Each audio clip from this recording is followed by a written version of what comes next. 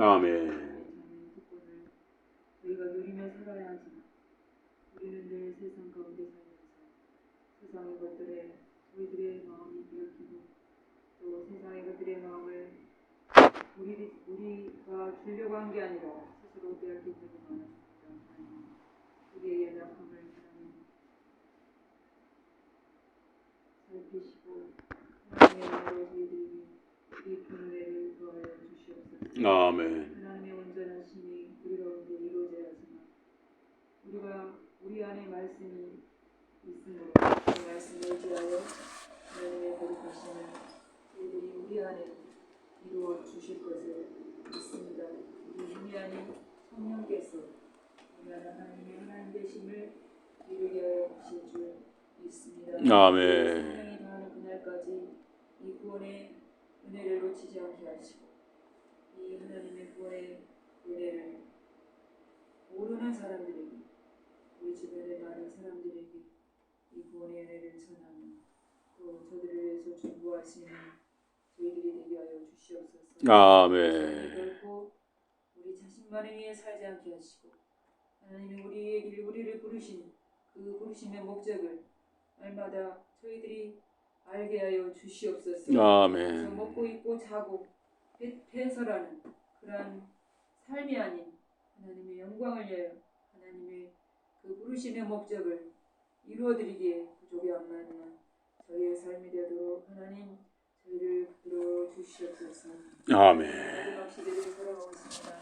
하나님 오늘이 마지막 시대며 마지막 날임을 저희들이 알고 그 마지막 날을 감사하며 기쁘게 하나님 정말 하나님 앞에 거룩한 산제사로 드리는 오늘의 날이 되도록 하나님 인도하여 주시옵소서. 아멘. 감사드리며 예수님 이름으로 기도합니다. 아멘. 하나님 말씀 에스겔서 43장입니다. 에스겔서 43장. 하나님 말씀 에스겔서 43장 1절에서 12절 말씀입니다. 에스겔서 43장 1절에서 12절. 43장 1절에서 12절입니다.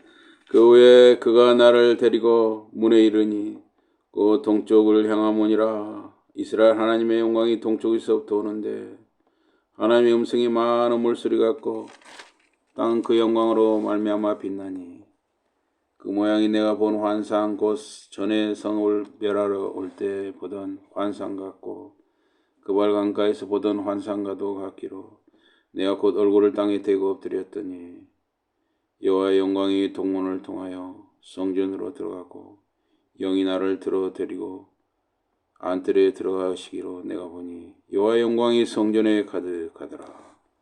6절부터 제가 이제 여러분 연절 12절까지 그렇게 읽겠습니다. 성전에서 내게 하는 말을 내가 듣고 있을 때 어떤 사람이 내 곁에 서 있더라. 그가 내게 이르시되 인자야 이는 내 목자의 젖소 내 발을 드는 젖소 내가 이스라엘 족속 가운데 영원히 있을 것이라.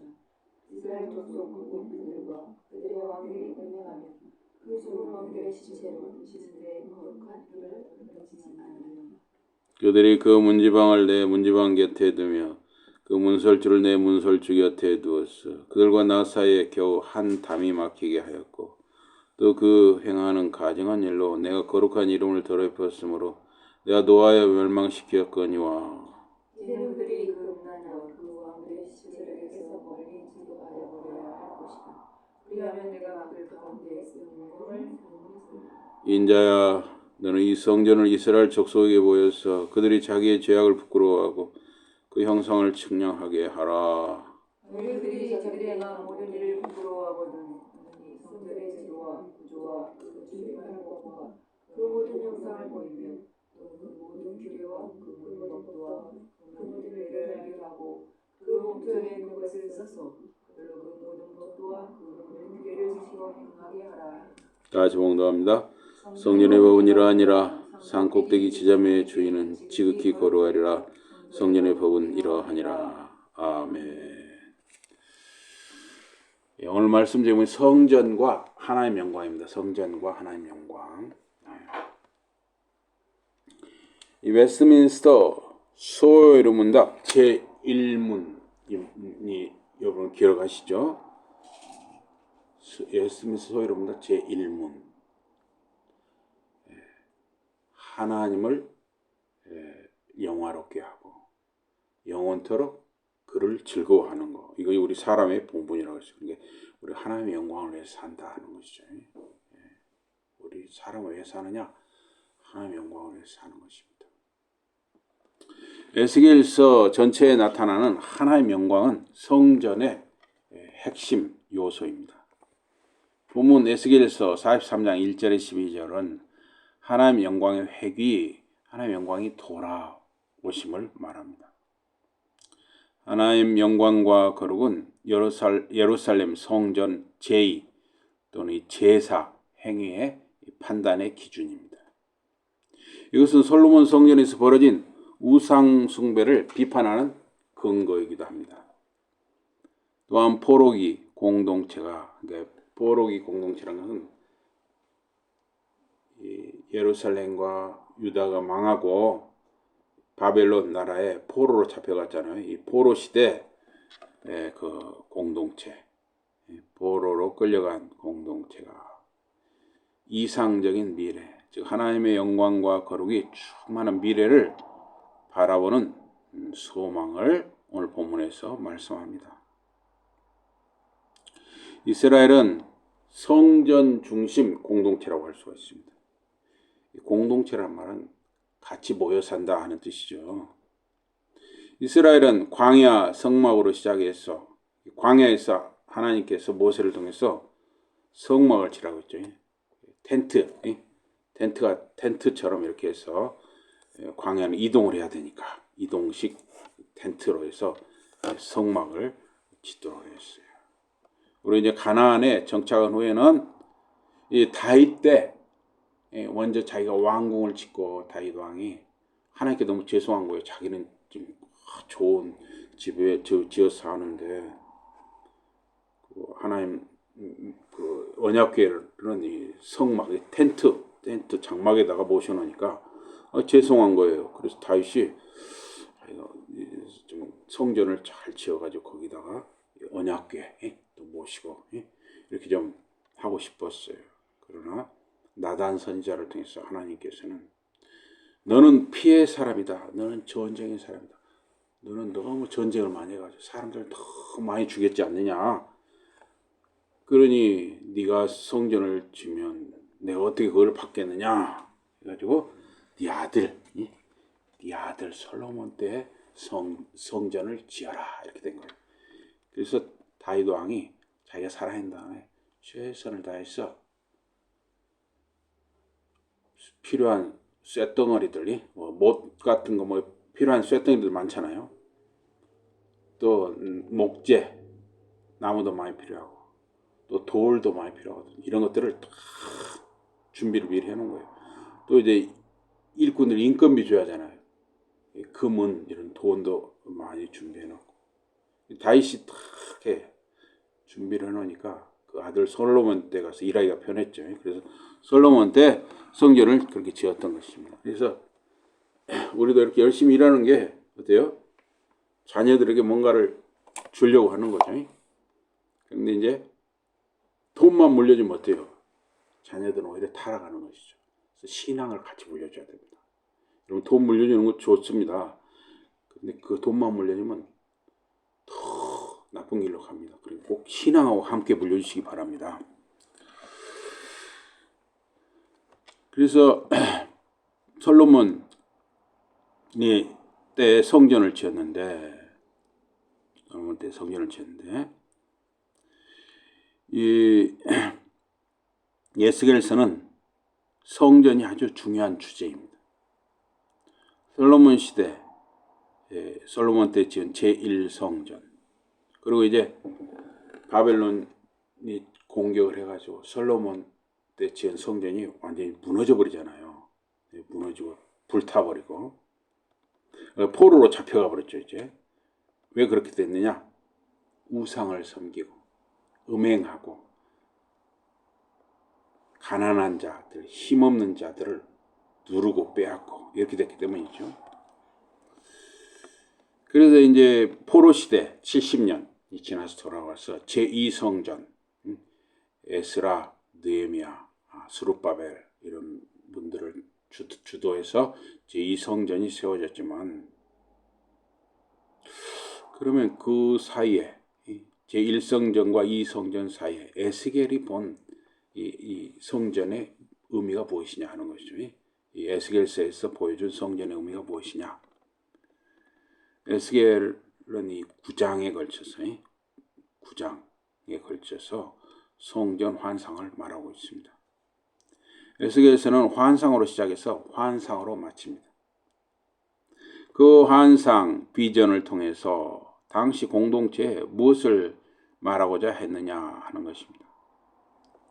바벨론에 의해서 파괴당한 성전과 에스겔이 본 성전은 어떤 차이가 있느냐 하는 겁니다. 오늘 본문 43장에서 예루살렘 성전을 떠났던 하나님의 영광이 다시 성전에 돌아오고 성전 각 부분과 기능 회복을 선포합니다. 성전 낙성 시에 성전을 이렇게 잘 지어가지고 솔로몬이 하나님 앞에 일천 번제를 드리잖아요. 그러면서 또 하나님 앞에 솔로몬이 기도를 했어요. 근데 그 기도가 하나님 마음에 아주 맞았습니다. 하나님 좋아하셨어요. 역대하 7장에. 그러나 이 솔로몬은 처음 시작하던 그 마음 자세가 점점 흐트러져서 여자들을 많이 들여놨어요. 정치적으로 이렇게 정략 결혼해가지고. 그러면 솔로몬이 좀 이상한 사람이 되는 거예요. 우상을 여자들을 따서 우상을 섬겨. 이 여자가 말하면 이 여자한테 흔들리고 저 여자가 말하면 저 여자한테 흔들리고. 참 여자가 잘 돌아야 되는데 사실 이 한 사람도 감당하기 어려운데 솔로몬은 수백 명을 상대하니 감당이 되겠어요?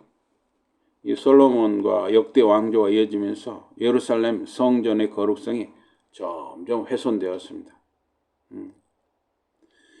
이스라엘과 역대 왕들은 주변 이방 나라들처럼 우상 숭배를 행했기 때문입니다. 이스라엘 주변 이방 나라들은 신들에게 바치는 우상 숭배를 통해서 왕실, 왕권을 유지하는 통치 수단이기도 했던 것이죠. 그러나 이스라엘 성전의 거룩성은 가장 중요한 것은 하나님의 말씀, 율법에 근거해야 하는 것입니다. 율법대로, 말씀대로 해야 하는 거예요. 그래서 아무리 화려한 제사를 잘 드렸고 짐승을 소, 염소, 양 이런 걸 많이 드리고 하더라도 하나님의 거룩하심과 무관할 수가 있는 것이죠. 이스라엘 공동체의 신앙과 행실이 하나님의 거룩성을 드러낼 수 있어야 합니다.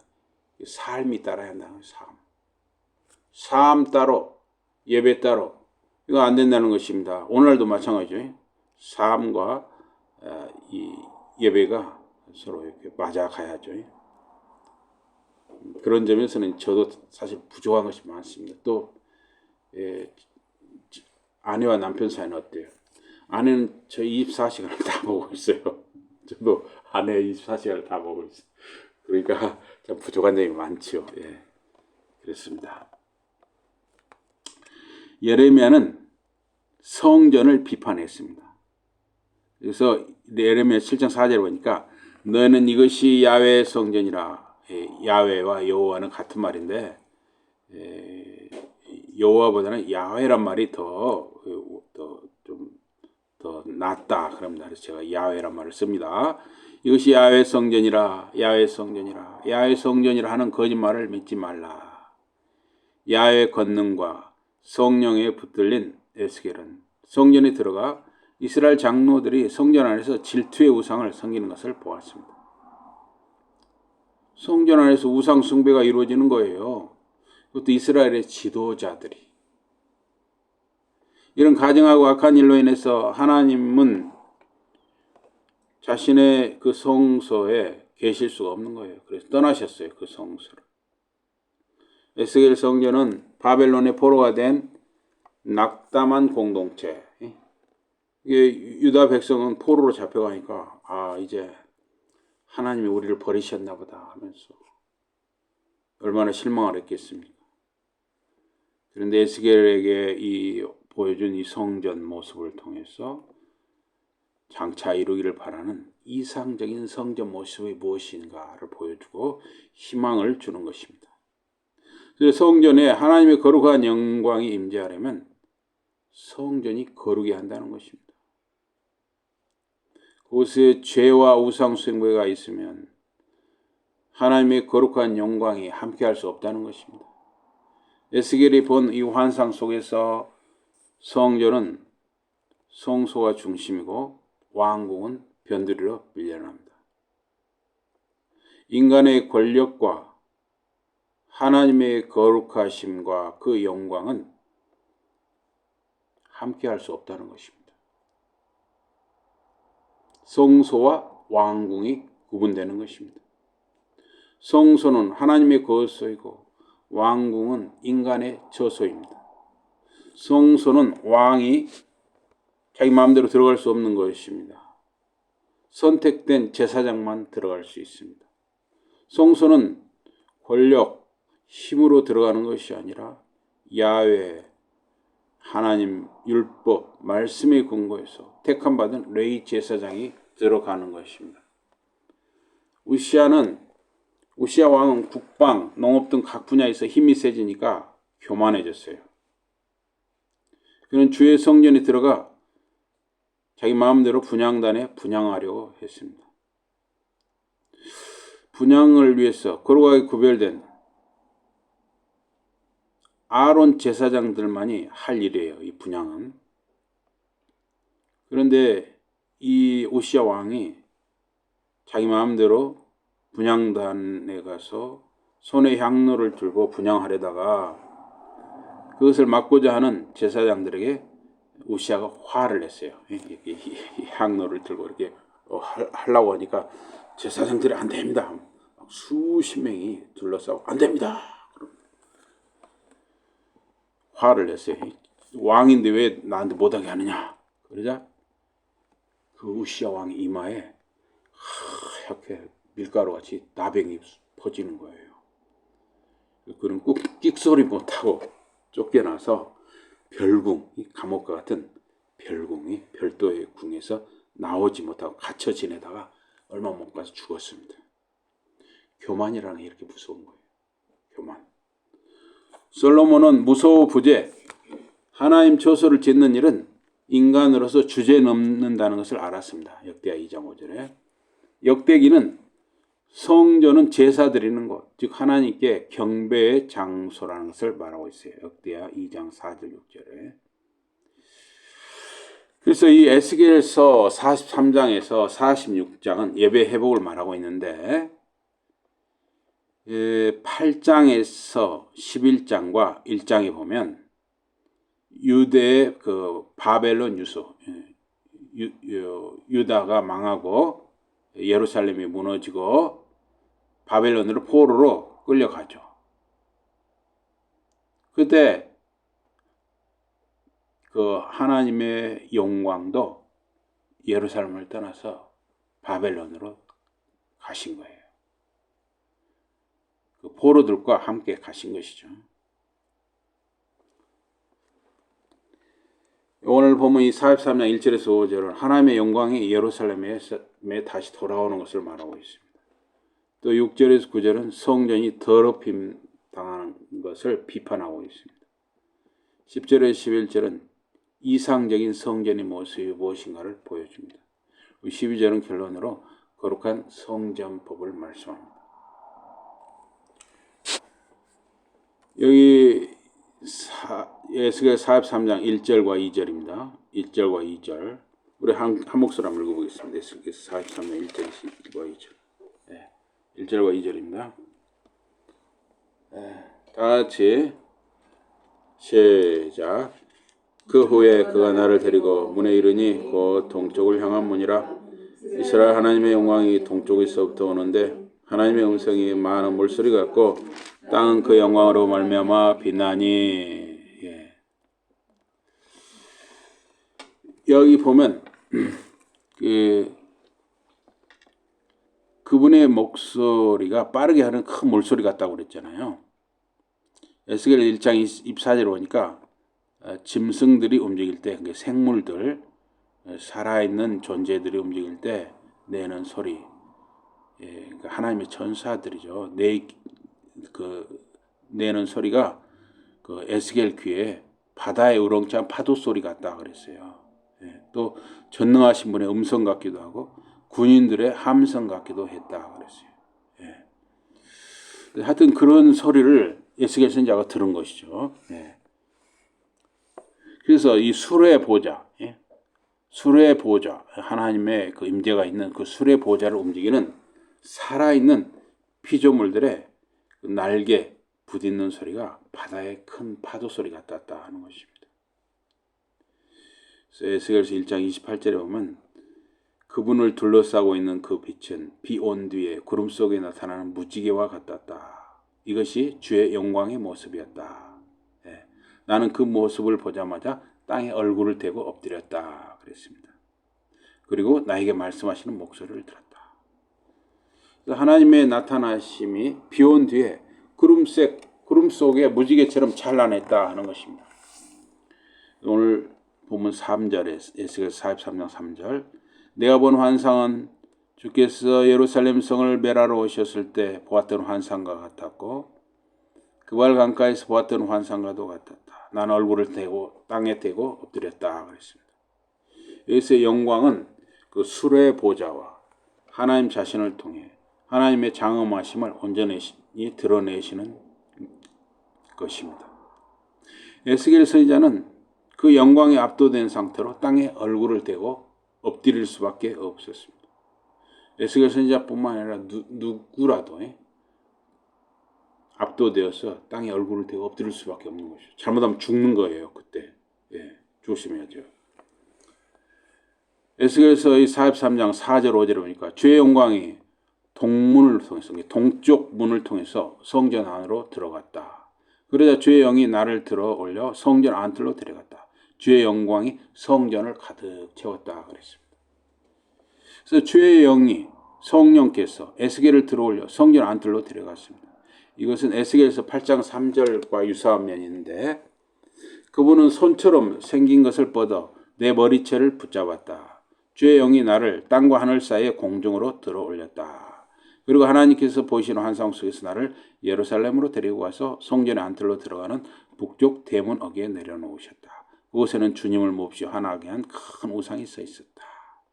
그래서 여기 주의 영이 나를 들어 올린다 하는 표현이나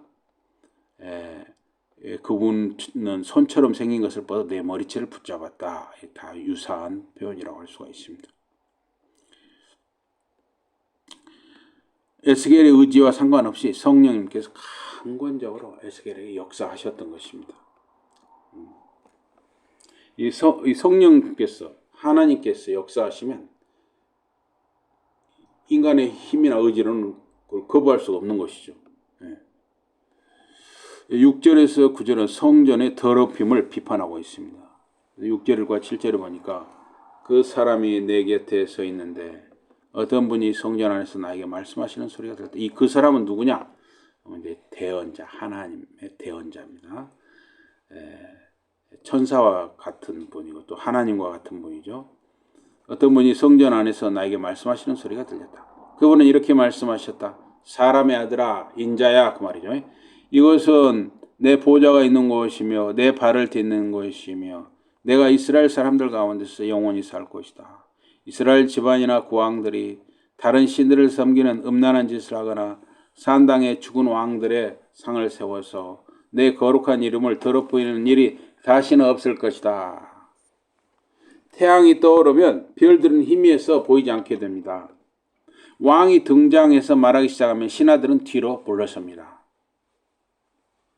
여기 8절에 보니까 그들이 왕궁의 문지방을 내 성전의 문지방 바로 옆에 놓고 왕궁의 문설주를 내 성전의 문설주 바로 옆에 세워놓아 나와 그들 사이에는 벽 하나밖에 없었다. 이게 왕궁과 성전을 너무 바짝 붙여놨다는 거예요. 이거 잘못이라는 겁니다. 그리고서 그들은 구역질나는 짓들을 하여 내 거룩한 이름을 더럽혔다. 그래서 나는 진노하여 그들을 멸망시켰다. 타락한 권력이 타락하면 자꾸 하나님께 예배하는 일까지도 그 영역을 침범하려고 하는 거예요. 우시아 왕처럼. 이건 아주 저주받는 길이죠. 이제 그들이 다른 신들을 섬기는 음란한 짓을 못하게 하고 죽은 왕들의 상들을 내 앞에서 치워버리게 하여라. 그러면 내가 그들 가운데서 영원히 살겠다. 본문에서 성전은 히브리어 바이트, 즉 집이라는 단어입니다. 이 바이트, 이 집이라는 단어가 9번 나옵니다. 오늘 본문에 이 에스겔 43장 1절에 12절 사이 본문에 바이트, 집이라는 단어가 9번 나오고 가보드, 영광이라는 단어가 4번 나오고 가다시, 거룩이라는 단어가 4번 나옵니다. 바이트, 즉 집이 9번 가장 많이 나옵니다. 그래서 야훼, 그 하나님의 영광과 거룩이 바이트, 즉 집으로 연결되고 있습니다. 그래서 바이트, 즉 집은 하나님의 영광이 계신 곳이고 또한 이스라엘 족속을 가리킬 때도 바이트, 즉 집이라고 해서 이스라엘 집 그랬죠. 그래서 야훼의 영광이 머무는 바이트, 즉 집에는 이스라엘 족속의 바이트, 즉 집에 거룩을 요구해요. 그러니까 하나님의 영광이 머물려면 그 성전에는 사람들의, 그 백성의 거룩함이 있어야 한다는 것입니다. 영광과 거룩은 이스라엘 공동체를 평가하는 기준이에요. 또한 성전에 가득한 야훼, 주님의 영광은 에스겔을 부르시는 장면부터 이 본문 43장에 이르기까지 에스겔 전체에 드러나고 있습니다. 이스라엘 백성의 죄로 성전이 더럽혀지니까 야훼, 주님의 거룩하신 영광은 떠나실 수밖에 없었다 하는 것입니다. 죄와 거룩한 영광은 함께 할 수가 없는 것입니다. 여러분과 저도 마찬가지죠.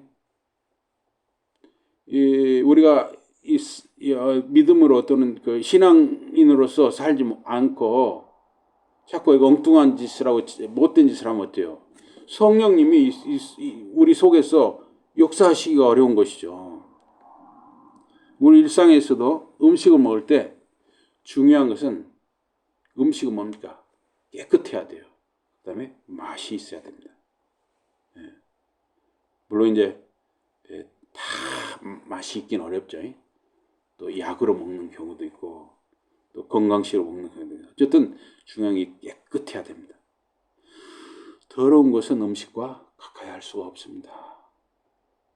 그래서 하나님이 우리를 거룩한 그릇, 깨끗한 그릇으로 써요. 우리가 질그릇이 될 수도 있고 쇠그릇이 될 수도 있고 금그릇도 은그릇도 나무그릇도 여러 가지 그릇이 될 수 있지만 중요한 건 뭐냐? 깨끗하냐. 깨끗하면 뭔가가 당길 수가 있죠. 알맹이가. 깨끗하지 않으면 어째요? 그건 뭔가를 담을 수가 없죠. 먹을 수도 없죠. 세 끼 혹은 두 끼 밥을 먹는 것은 거룩한 행위입니다. 음식을 준비할 때 정성과 마음이 담겨야 합니다. 집밥이든 식당밥이든 그것은 거룩한 일상을 담는 일이라고 할 수가 있습니다.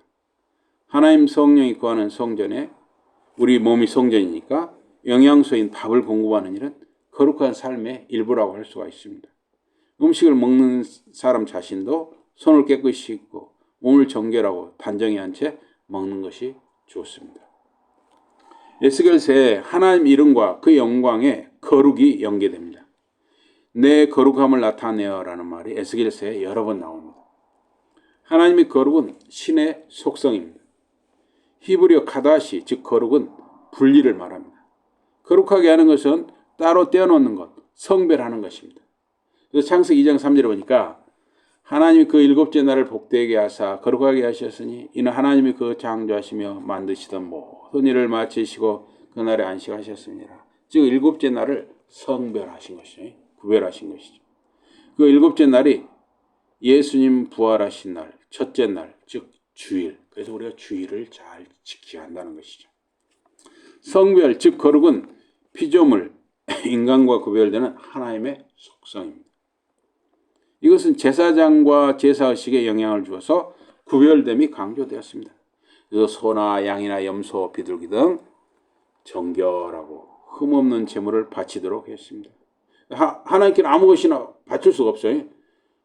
돼지고기 안 됩니다. 배함 안 됩니다. 개 안 됩니다. 이런 거 안 돼요. 하나님이 그건 부정하다고 했으니까.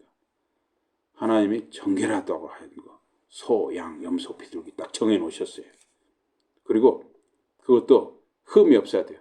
다리 부러진 거, 눈이 찢어진 거, 가죽이 벗겨진 거 안 되는 거예요. 흠이 없는 거. 오늘날도 마찬가지죠. 우리가 예물을 드린다, 헌금한다는 거 참 얼마나 우리가 여러분들이 정말 힘들게 벌어가지고 헌금을 합니까? 그런데 너무 도둑질해가지고 100만 원 도둑질했는데 10만 원 11조 그런 거 하면 안 됩니다. 예, 교회가 받아서도 안 돼요. 모르면 모르는데 알면서 받으면 똑같은 거죠. 똑같아. 안식일 즉 오늘날 주일을 거룩히 지키도록 했습니다. 레위기 10장 10절은 거룩의 원칙을 말합니다. 즉 거룩하고 속된 것을 분별하며 부정하고 정한 것을 분별하는 것입니다. 이것이 성전의 거룩을 평가하는 기준입니다. 하나님 이름을 더럽히는 것과 관련해서 오늘 보면 43장 7절 8절에 히브리어 타메가 나옵니다. 타메라는 더럽힌다 이 말이에요. 43장 7절에서 9절에 하나님의 거룩한 이름을 더럽힌 이유가 나와요. 여기 7절에 보니까 우리 7절 한번 읽어볼까요? 43장 7절 7절 다 같이 한번 읽어보겠습니다. 7절 7절 시작. 그가 내게 이르시되 인자야 이는 내 보좌에 쳐서 내 발을 두는 처소 내가 이스라엘 족속 가운데 영원히 있을 것이라. 이스라엘 족속 곧 그들과 그들의 왕들이 음행하며 그 죽은 왕들의 시체로 다시는 내 거룩한 이름을 더럽히지 아니하리라. 이게 왕들이 죽으면은 이거 말입니다. 그 성전 옆에 어디다가 묻으면 안 되는 것이죠. 또 죽은 왕의 어떤 형상을 동상이라든가 이렇게 세우면 안 된다는 거예요. 그런데 성전 바로 옆에서 왕들이 자꾸 이상한 짓을 한 것이죠. 우상도 섬기고 음란한 짓도 하고 여러 가지 탐욕스러운 짓을 한 것이죠. 그것이 하나님의 거룩한 이름을 더럽혔다 하는 것입니다. 그래서 하나님이 너무 진노하셔서 멸망시켰다는 것입니다. 바벨론 포로가 되게 하셨다는 것입니다. 앞에서 우시아 왕이 나라가 강해지니까 교만해져서 제사장에 드려야 하는 분향단에 가서 분향을 행하려 하다가 저지를 당하고 나병이 걸리는 저주를 받았습니다. 왕권, 즉 권력이 하나님께 드리는 예배 영역을 침범하면 타락하는 것입니다. 요즘 목회자들 그 좀 큰 교회 목사님들 조찬 기도에 이렇게 참여하잖아요. 그러면 거기 가서 어떻게 합니까? 쓴소리 하는 분들이 있을까요? 그냥 귀에 즐거움만이 대통령 부부한테 좀 귀에 즐거움만 해주는 것이죠. 목회자가 권력에 야합하면 부패해지는 것입니다. 성전이 부패하자 하나님은 동쪽 방향으로 떠나셨다 그랬어요. 이제 그의 영광이 동쪽으로 다시 들어오는 거예요. 오늘 본문. 하나님의 영광이 회복되는 것이죠. 동쪽 문은 그래서 하나님만 출입하셔야 했어요. 그게 사람이 왔다 갔다 하면 안 되는 거예요. 본문 2절은 하나님의 영광을 음성과 빛으로 나타냈습니다. 또 오늘 본문 3절은 주님 영광이 동일하고 변치 않다고 말합니다. 에스겔을 부르실 때나 예루살렘 성전을 심판할 때나 또 그 영광과 현재의 영광, 그 다시 이렇게 돌아오신 영광이 같다는 것을 말합니다. 또 본문 4절 5절에서 야훼 주님의 영광이 몸소 자신의 성전에 들어가십니다. 하나님이 자신의 자리에 온전히 임하신 것입니다. 6절에 이 사람은 성전을 보여준 하나님 대언자라고 했죠. 성전은 하나님 율법에 합당할 때 신성한 것입니다. 성전과 왕궁이 인접해 있다, 가까이 있다는 것은 대제사장 여호야다의 아달랴 퇴위 사건에서 찾아볼 수가 있습니다. 성전 구역과 왕궁은 주전 587년 성전이 파괴되기 전에는 담 하나를 사이에 두고 나뉘어 있을 뿐이어서 거의 문을 나란히 하고 있었어요. 그러니까 성전과 왕궁이 그냥 담 하나 사이에 붙어 있었다는 것이에요. 심지어 성전 바깥들은 본래 왕궁의 큰 뜰로도 볼 수 있었어요. 게다가 역대기 기록에서 보듯 왕들의 무덤은 아주 가까이 있었습니다. 뿐만 아니라 그들은 백성들을 압제했을 뿐만 아니라 가증한 일을 범했습니다. 이것은 히브리어로 이 가증하다 단어 토에바예요. 토에바. 우리가 토한다 그러잖아요. 토한다. 여기 이 토에바 이게 그 가증하다 이 말이에요. 신명기에서 자주 가나안 사람들의 종교 관습을 가리킬 때 이 토에바란 말을 썼습니다. 그래서 오늘 본문 8절과 9절에서 말하고자 하는 바는 왕궁과 성전을 확실하게 분리하라는 것입니다. 왕궁과 성전은 좀 더 떨어져 있어야 한다는 것입니다. 이상적인 성전은 더 이상 성읍 안에 두지 않고 분명하게 성읍과 분리되라 하는 것입니다. 권력, 왕의 권력이 하나님께 예배하는 것을 자꾸 침범하는 것은 타락의 길이기 때문입니다. 그래서 오늘 본문 10절에서 11절은 이상적인 성전을 말하고 있습니다. 우리 10절과 11절 한번 보시겠습니다. 10절과 11절. 10절과 11절입니다. 다 같이 10절과 11절. 다 같이 시작. 인자야, 너는 이 성전을 이스라엘 족속에게 보여서 그들이 자기의 죄악을 부끄러워하고 그 형상을 증량하게 하라.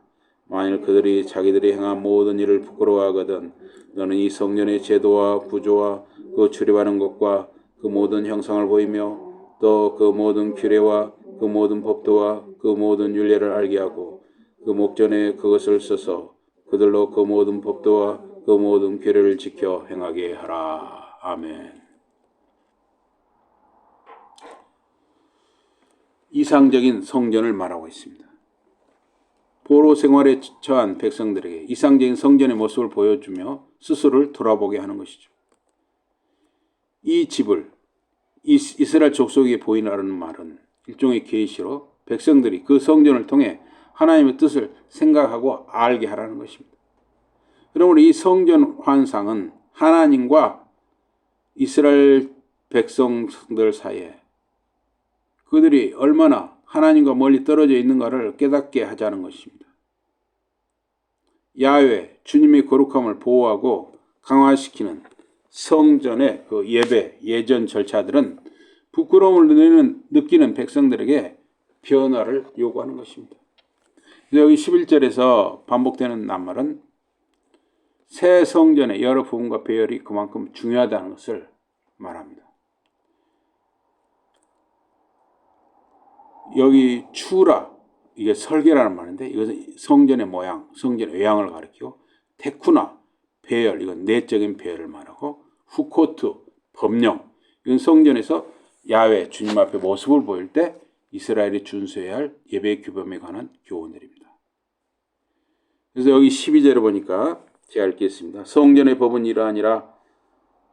산 꼭대기 지점의 주인은 지극히 거룩하리라. 성전의 법은 이러하니라. 그래서 이제 13절 이하에서 구체적으로 그 규모를 다 이야기를 하고 있죠. 그 성소가 산 정상에 세워지고 그 주위 영역이 거룩해지는데 이것은 이전 성전과 비교할 때 새 성전이 확실히 구별된다는 것을 보여주고 있습니다. 성경 여러 곳에서는 예루살렘의 성전산을 극히 높은 산으로 말하고 성전의 중요성을 강조합니다. 그래서 바벨론 포로에서 돌아오는 이 전제 조건은 마음의 변화, 수치심에 사로잡힌 마음의 변화였습니다. 야훼, 우리 주님 구원의 새 일의 선포는 하나님과 그의 뜻으로부터 그 백성이 얼마나 멀리 서 있는지 깨닫도록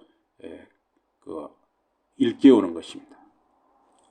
하나님은 거룩한 자신의 이름을 위해서 에스겔에게 이상적 성전 모습을 보게 했습니다. 그들 유다 공동체는 현실에 좌절하기보다 구원의 희망을 갖게 되었어요. 에스겔이 본 환상을 통해서. 그런데 40장에서 48장에 보면 예루살렘이라는 지명이 한 번도 나타나잖아요. 예루살렘이라는 단어 자체가 안 나와요. 이것은 예전 예루살렘을 비판하는 것이죠. 성전문에서 생명수가 흘러나와서 사방을 적십니다. 에스겔 47장에. 에스겔 48장에 보면 12지파는 땅을 분배받게 됩니다. 그래서 그 이상적 성읍은 이제 예루살렘이라는 단어를 쓰지 않고 야훼 샴마, 즉 야훼께서 거기 계신다. 주님이 거기 계신다. 라는 말을 쓰게 됩니다. 그래서 요한계시록의 이 성곽 측량 장면과 에스겔서 성전 측량과 아주 비슷합니다.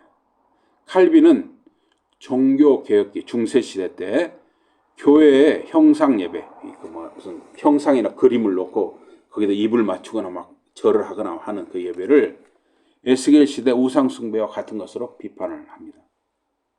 그래서 칼빈은 주께서는 주의 말씀이 전해지고 양심적으로 지켜지는 곳이 아니면 어떤 성전도 자신의 것이라고 인정하지 않으신다. 하나님의 영광이 이에 머무르며 이곳이 하나님의 영원한 거처가 되리라고 백성들에게 약속하셨지만 제사장들이 사악한 미신으로 예배를 부패하게 만들었을 때 하나님께서는 그의 영광을 다른 곳으로 옮기시고 성소에서 거룩한 성격을 빼앗으셨다. 하나님의 영원한 좌소로서 성별된 듯 하던 성전까지도 하나님께 버림을 받고 세속화, 범속한 것이 되었으니 이 사람들이 하나님을 사랑과 장소에 매이며 형식적인 행사에 이끌리고 교회라는 이름과 애형만 있는 곳에 항상 계시한다는 듯이 선전하는 것은 아무 근거도 없다. 그래서 이렇게 이런 해석으로 이제 종교 개혁을 이끌었던 것이죠. 또 루터가 쓴 교회 바벨론 포로에서 에스겔 당시와 그가 살던 때 교회 상황을 비교하면서 중세 교회의 타락을 비판했습니다. 오늘 교회도 애환과 겉모습과 예배 형식이 화려해 보이지만 거룩성과 구별된 삶이 부족하다는 것입니다. 예수 신자들이 현실적 복에 관심을 갖고 인간의 죄성에 대한 각성이 둔감하고 하나님의 영광을 생각하는데 어둡다는 것입니다. 신약에서 예수님은 헤롯 성전을 보시면서 이 성전을 헐라 내가 사흘 후 일으키리라 말씀하셨습니다. 그 자기 몸을 성전이라 하셨습니다. 또한 바울은 성도가 성령이 거하는 성전이라 했어요. 우리 신자 한 사람 한 사람 성전이라는 거예요. 교회 곧 성도의 몸은 몸이고 예수님은 머리라 하셨습니다. 또한 요한계시록에 새 예루살렘과 새 하늘에 사람 손으로 지은 성전이 보이지 않았습니다. 없습니다. 야훼 주님 보좌와 어린 양 보좌가 성전이기 때문입니다. 또 택함받아 구원받은 성도 무리가 성전이기 때문입니다. 오늘 이 복음 말씀을 통해서 우리는 우리 신자 한 사람의 이 구별된 삶, 그것이 얼마나 중요한가를 말씀하고 있습니다. 제 삶과 여러분과 자녀들, 자손들 삶에서 거룩과 주님의 영광이 드러나기를 주님 이름으로 축복합니다. 아멘. 우리 기도하겠습니다. 하나님 아버지, 오늘 에스겔서 43장 1절에 12절 말씀을 통해서 하나님은 거룩하신 분이기 때문에 영광 가운데 계신 분이기 때문에 결코 죄와 함께 하실 수 없으며 죄와 타협하실 수 없다는 것을 우리에게 말씀하시는 줄 믿습니다. 저희들은 연약하기 때문에 때로 실수를 하거나 잘못을 할 수가 있습니다. 하나님 저희들을 지금까지 붙들어 주신 것처럼 저희들과 저희들의 자녀들, 자손들을 성부, 성자, 성령 하나님께서 지금까지 은혜 베푸시고 붙들어 주신 것처럼 앞으로도 은혜를 더하시고 붙들어 주시고 함께하여 주시옵소서. 저희들이 항상 하나님이 기뻐하시는 믿음의 길로 갈 수 있도록 함께 해 주시옵소서. 예수 이름으로 감사 기도드리옵나이다. 아멘.